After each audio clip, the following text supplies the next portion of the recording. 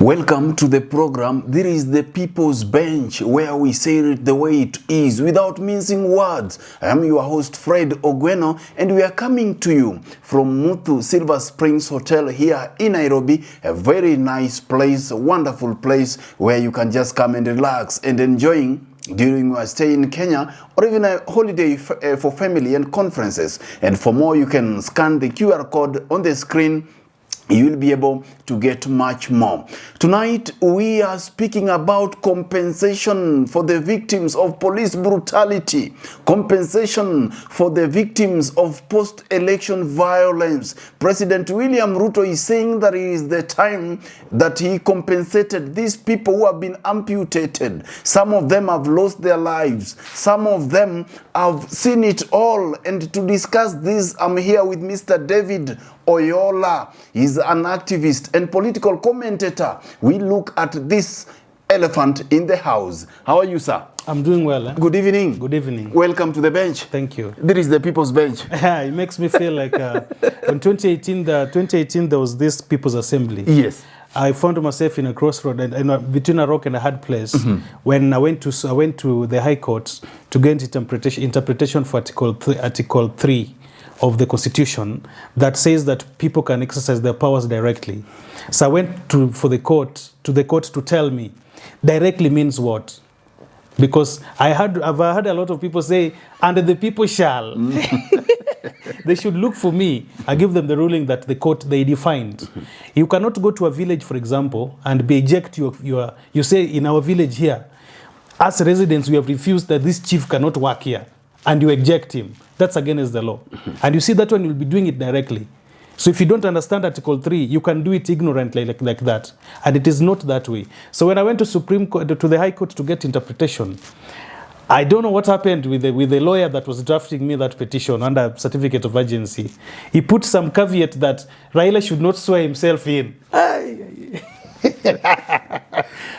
was walking in town covering my head because I'm among the circle of Baba. Then I find myself that I have taken a case in court to stop Raila Odinga from swearing in Uhuru Park. It was not easy. Yes. As the People's President. And now we're having the People's Bench.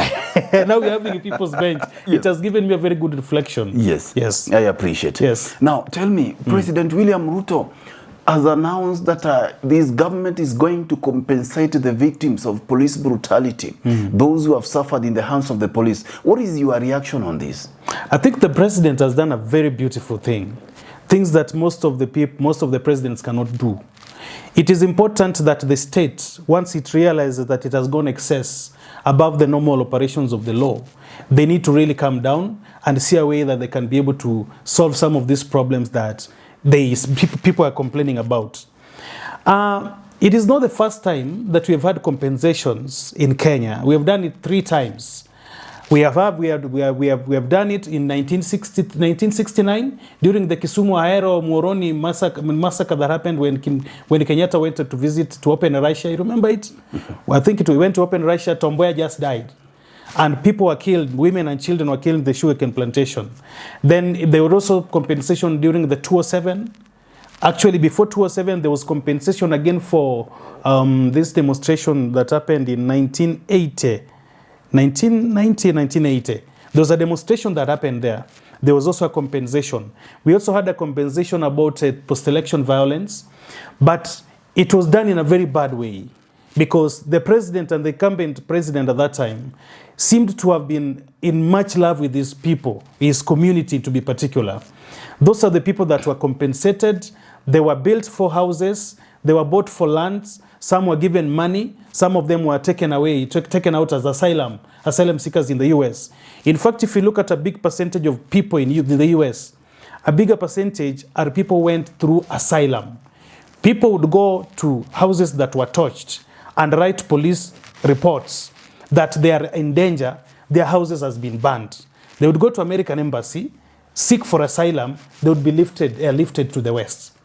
And there were many in numbers, many scholars, many people. So some use the excuse to get an opportunity to the West. So when the president was giving compensation, he seemed to have rewarded a section of the country and others were left out. If you look at that mzee in Naivasha, whose 7 children and the wife were burnt in the house. Mzee Ndege. And him luckily escaped the death trap.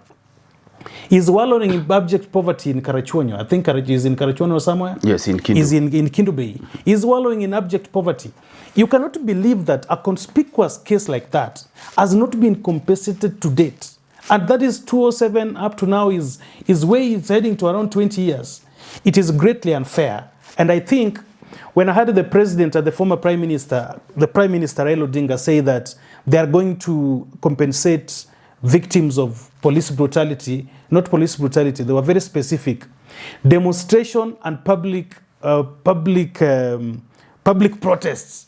And I want people to be very careful about the proclamation of the president. He said they are going to compensate people, not victims, those who died, those who lost their loved ones, through demonstrations and public protests. And that tells you that it will not be normal that everybody is going to be compensated.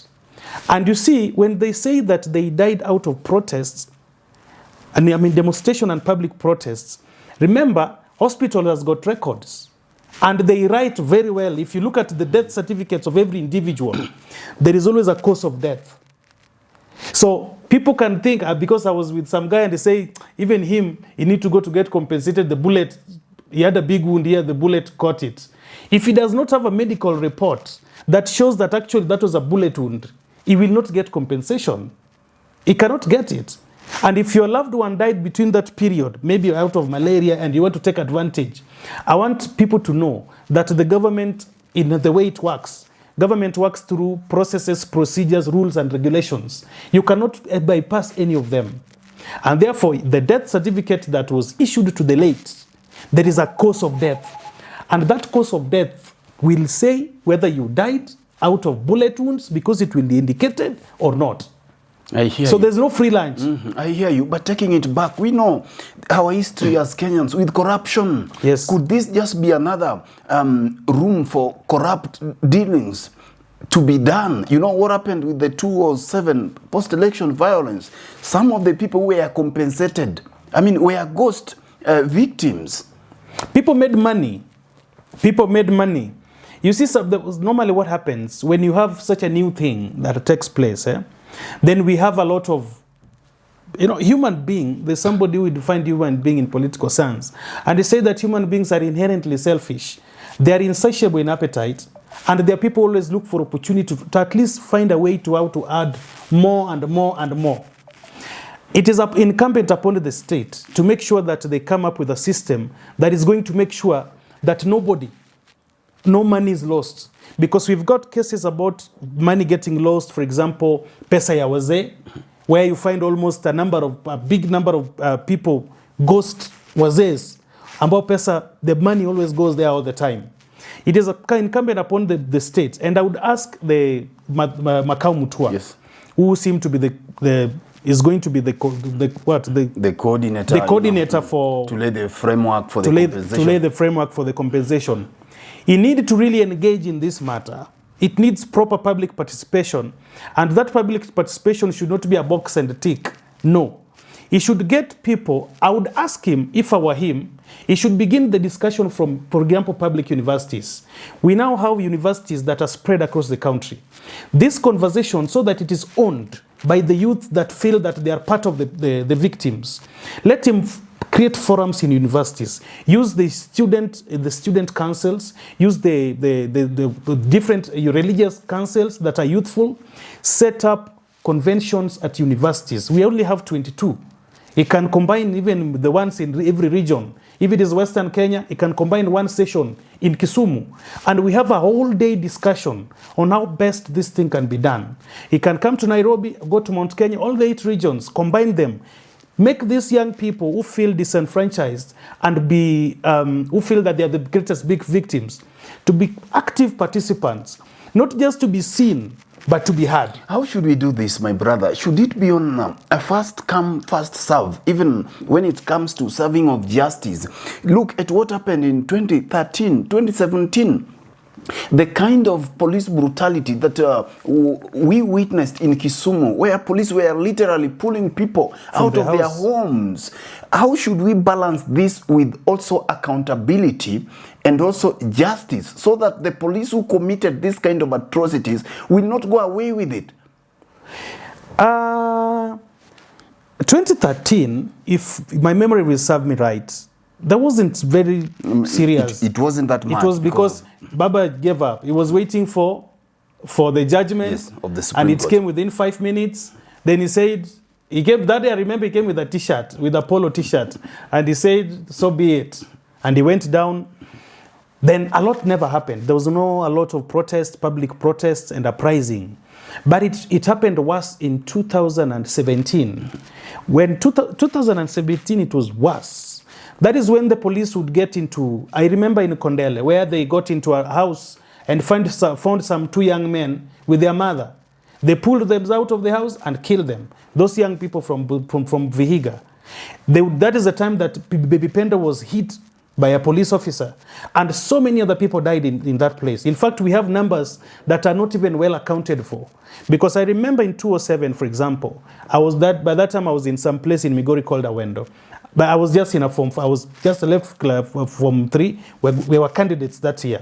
Actually, we are the only candidates in the whole education system in this country that studied for very few months and you went and did your exams. Because basically the election was done in December. We had a post-election up to around April. By the time you get back to school, that is almost April, May. You are doing exams in September. But we're still grateful to God that we enabled us to really do very well.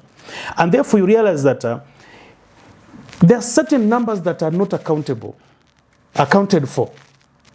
Kuna wengine wanakufa tu ndani ya msitu. Like for example, in Awendo, there are many people who died inside the sugarcane plantations, who their members just took them and buried them. They were not accounted for. I think by that time, even human rights, whatever, they had never had good network to really compile these numbers. So I would ask that, I'm not very comfortable with the 2017 issue. I would want this thing to go back a little. 2007 has not been solved. There are sections of the country, especially those from Western Kenya, that if you go to Eldoret, for example, we had soldiers that were suspected to be coming from Uganda. They would get up to hospitals, and they killed people in Moi Teaching and Referral hospitals. And those are people who are never compensated. If you go to Kisumu, you go to Western, you go to Kisii. The Kisiis who are in Kitale, those are numbers that have not been the matter has not been addressed sufficiently. I would ask that Makau Mutua be a bit much more pragmatic and be real with this issue. It is our money, it is our country, they are our people. For those who have not been compensated, there's no way we can leave Mzendege out of this. I don't even think President will go to heaven with that because of that. Everybody knows Mzendege. The guy is wallowing in poverty in Kendo Bay and is a victim. Everybody knows he lost 7 children in the house, burnt alive, roasted with fire. And he has never been compensated. And you find that there are people who are not even victims in 2007. These were people actually who are compensated. So for us to create proper justice and proper reparation, we must make sure that we go back a little to 2007. It's not far. We can skip 2013 because there was a lot of incidents on this matter, but we must go back to 2007 and sort it out fast. My brother, what lessons have we picked from this? Because my greatest concern would be, just apart from compensating the victims, what are the strategies that we are making so that we do not have the same thing to repeat itself? Because it seems like we never learn from our history. We did it in 2007. We did it in 2017. In 2023, we did it during the Azimio Maandamanos. During the Gen Z protest, we saw people being butchered, being killed in cold blood, police shooting as though it is the order of the day. I really dwell on what happened in 2024. Was it 2024? Because it was not a new thing. For political reasons, people who have been on the other side saw it for the first time. So they allowed, and for the guys who have been experiencing it, are used to it. So they are quiet. You know you have been beaten to submission.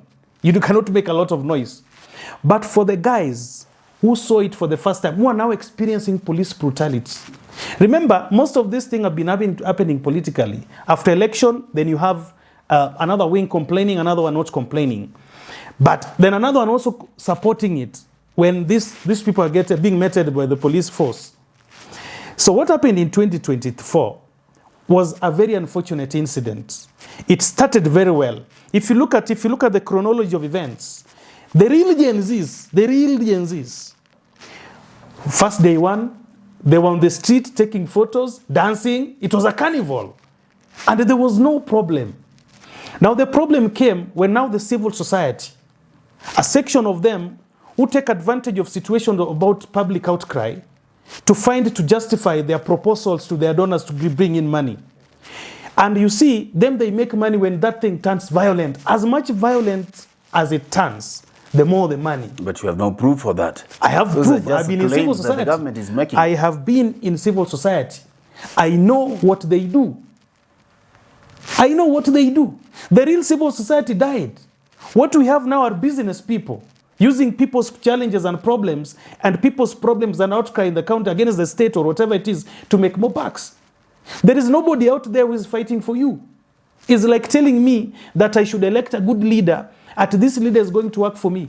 Where on earth would somebody go to a bank, withdraw 50 million, come to your constituency, give you to eat his money, then goes to parliament, then you're thinking that that person is going to work for you? How?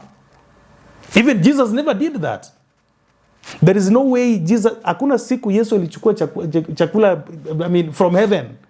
Akasema, hizi gunia 5 za mchele, hii nimewapatia. Alafu sasa anawapatia anasema, I still want to die for you. It's not possible. It is unrealistic.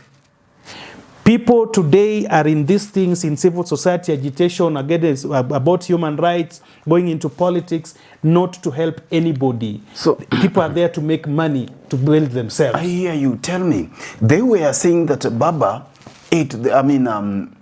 took advantage of the blood of the Gen Zs when he joined the broadest government with his friend William Ruto. Don't you think that maybe Baba is trying to make things work so that it is seen that he's taken care of these young people who lost their lives and their families? You see, I heard that argument, and I could see some people say that, for example, they said Baba betrayed the Gen Zs. Remember, Gen Zs told Baba that he should sit at home. He should sit back. He should not get into this thing. They went ahead and said they are leaderless, they are tribeless, they are those lessers, all of it. But Baba is a leader of a party. He has a political party with over 80 people elected, with very many governors and hundreds of MCAs. They need leadership from their party leader. Gen Z said they are leaderless. They cannot blame Baba because Baba was not their leader as at that time. Baba sat back and said, oh, fine, you do your things, as we have a political party that is supposed to be the vehicle for democratic, move all the time. I do not get it right when people begin blaming Baba out of things that he had no control over. Remember Baba after the Sufuria movement. You remember Sufuria movement? We thinking about the June 25th. But we are forgetting that a year earlier, 2023, after election, there was a high cost of living. Baba led a demonstration. He almost lost his life. You remember the police were actually literally shooting at his cars.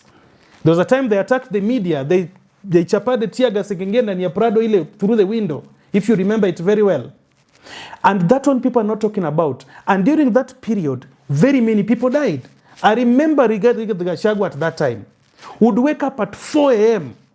going to chair security meeting on how these people are going to be dealt with. And he said something that still sticks to his name to date, that Police cannot. A gun is not a nini. At all. Rigathi said that you cannot expect police to come to the street to kiss you. And a gun, he said, there's a term he used. He said a gun is not. There's something used about a gun. The same way Matiang'i said that they will employ full force of the police and nobody should tell him about human rights. When he was a minister for Interior. Now he's preaching about human rights now in the US. He's preaching. I told you human beings are selfish and everybody always takes every opportunity to aggrandize, to amass a lot of progress and a lot of development about their own personal interests. But Rigiji saw the light, he has had the Damascus moment. No, if you look at that guy, does he look like he can see any Damascus moment? He's still bitter. For example, you can't go leave your country. You go to another country and begin bad-mouthing your own country. It's like you have problems in your own house. Every family has got their own problems. But there is no way you can take problems, you go to a neighbor's house and begin listing your problems there and telling them, be careful with my brothers and my sisters. What exactly are you doing? There's no leadership. There is no maturity. But I thank God that at his age, he's at his exit stage. He's on his sunset. The truthful man says that he's still young. No, there is no. At that age, you can't teach them anything. You can't teach a dog. You cannot teach an old dog new tricks. Are you saying you can't teach Rigiji new things when he's dancing with the Gen Zs? Is the darling of the Gen Zs? No, I've never met any Gen Z who's Rigiji is his darling, unless he come from Morima.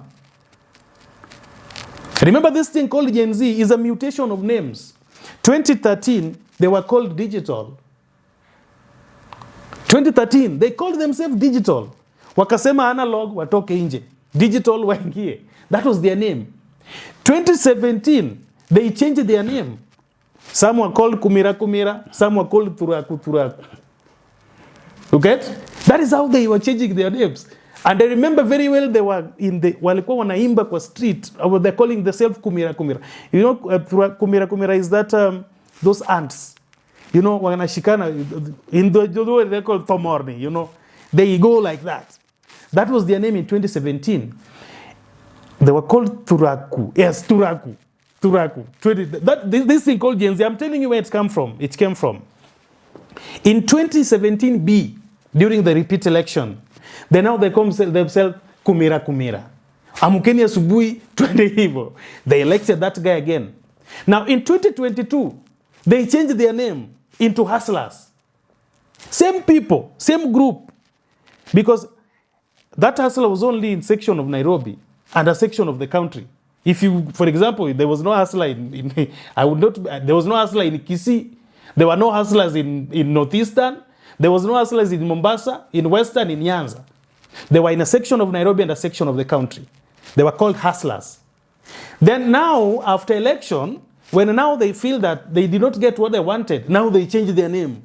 Now they are called Gen Zs. Same group of people. I thank God they are few and they have no votes. They cannot influence anything. They're just 10%. Gen Zs are the majority. 2.2 million, 10%. Between 18 to 25. 10%, they almost 2.2. Took President William Ruto home. You see, they scared members of parliament. They stormed in parliament. Those are cowards. What even Raila could not do. No, I told you exactly that the June 25th change, it moved in a particular way. The real Gen Zs, the content creators, the Gen Zs are just content creators. They love soft life, some drinks here and there, good ladies, good men, what exactly that Gen Z was, just soft life. If you find them drinking their chrome, you don't interfere. That is Gen Zs. They were in the street, they had their music, they had their water, they had their juice, they were dancing, taking videos. That is when before June 25th. Now, June 25th, a section of civil society took over.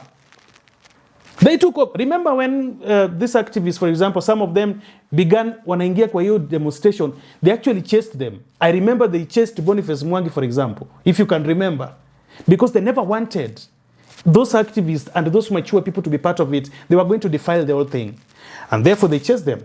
So later on, millennials joined them. If you look at that guy who was in parliament saying, Mr. Speaker, sir, does he look like a Gen Z to you? Now, those were the people who went to parliament. Gen Z never made it to parliament. I tell you. They have no tactic yenye polisi anachapa risasi, wote wanalala chini. Those are serious. But tell me, my brother, even as we are winding up, Yes. President William Ruto has lowered the cost of university fees, you know, Yes. and is also compensating the victims of the post-election violence, even as he works together with Raila Odinga. Do you think anybody can send William Ruto home, even as Kenyans, a section of Kenyans are singing one term? I can tell you that if anybody is thinking about removing President Ruto from power, of course some people tried through illegal means. They never made it. And just the same way they failed, they are going to fail through the vote. Right now, the guy is setting up infrastructure for election.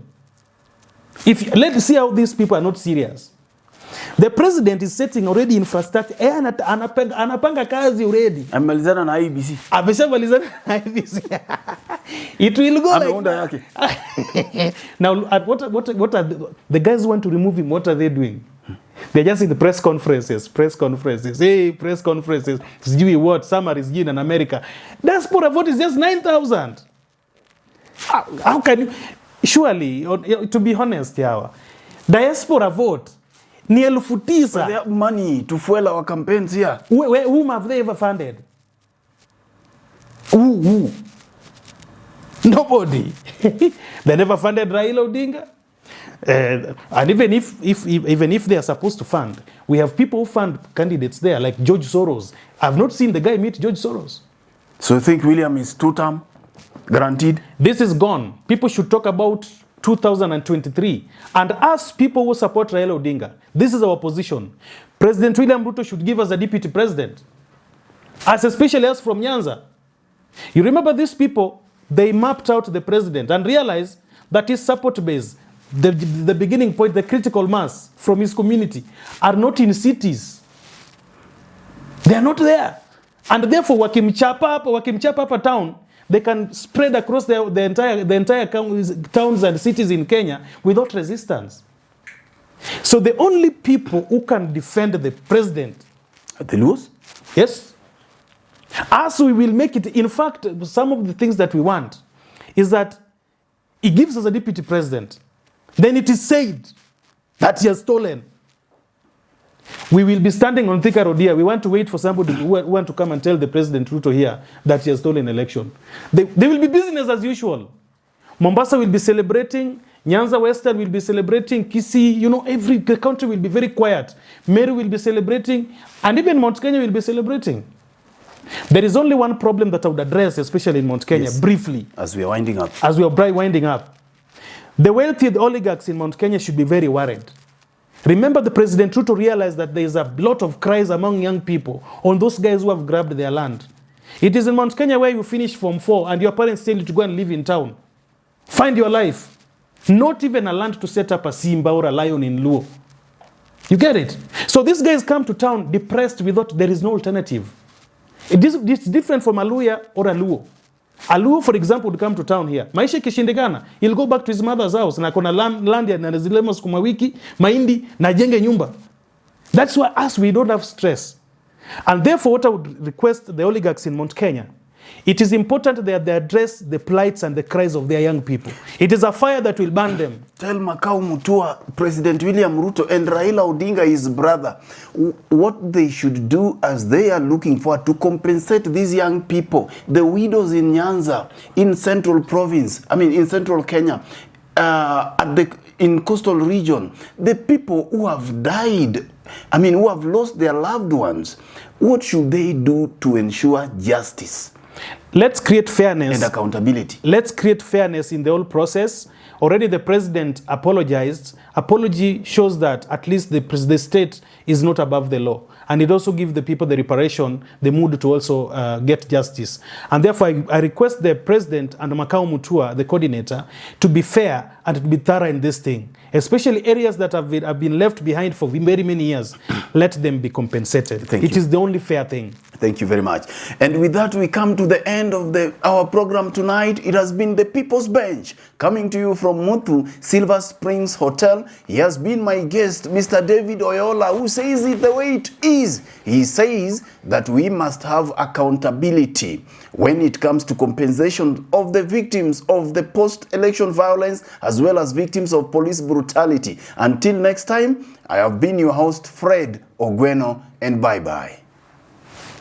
Thank you so much, my brother. Thank you so much. How was the bench? It was hot. We do it again next time. Yeah, big for a serious topic. Thank you. That was good. Thank you.